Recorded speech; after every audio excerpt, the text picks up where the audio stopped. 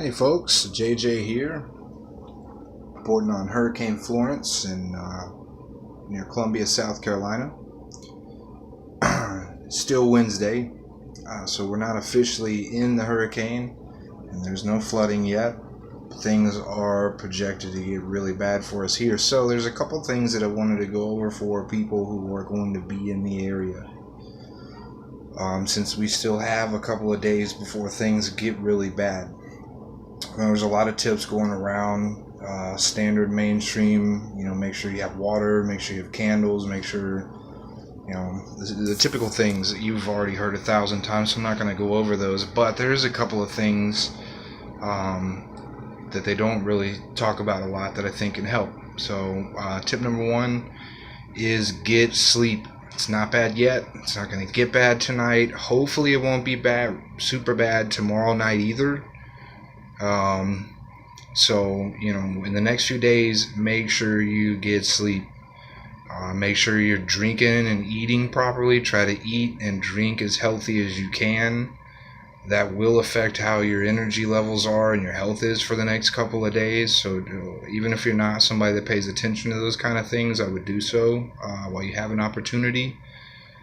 So sleep, pay attention to your diet, what you're eating and drinking. Drink waters, Gatorade, Pedialyte, anything that will hydrate your body and fuel your body, just in case you need that energy. Also, stretch. In the next couple of days, I would highly advise taking 15-20 minutes 2 or 3 times out of your day and properly stretching. Don't have time to go over properly stretching. There's plenty of videos on YouTube. Make sure you do it properly. You don't overstretch and pull anything, because that's going to defeat the purpose. So make sure you know what you're doing, but stretch. Take time to stretch, because if you hydrate and eat properly and you stretch properly, if things do happen to get bad for you and your family, you will be in a much more capable place to handle whatever situation you find yourself in. And that's important, because you don't get a redo in those situations. So I highly advise taking those things serious. Also, I know last time we had flooding a couple of years back, a lot of people turned to their attics when the water started coming into the house. And one thing from getting out in the community and helping recovery process for our area that I found and talking to people, make sure if this is your plan, if you don't have a plan in place and it starts to flood and your plan is to go into the attic, make sure that you have an escape from your attic.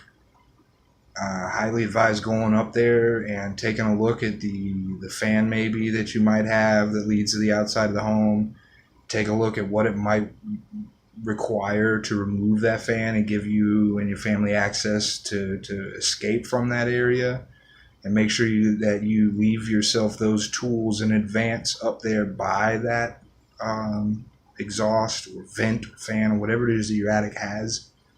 If you don't have an escape at all, I would highly suggest taking time in advance to think about what you're going to do if water does start flooding in your home before you leave yourself in a situation where you escape to the attic only to find yourself trapped.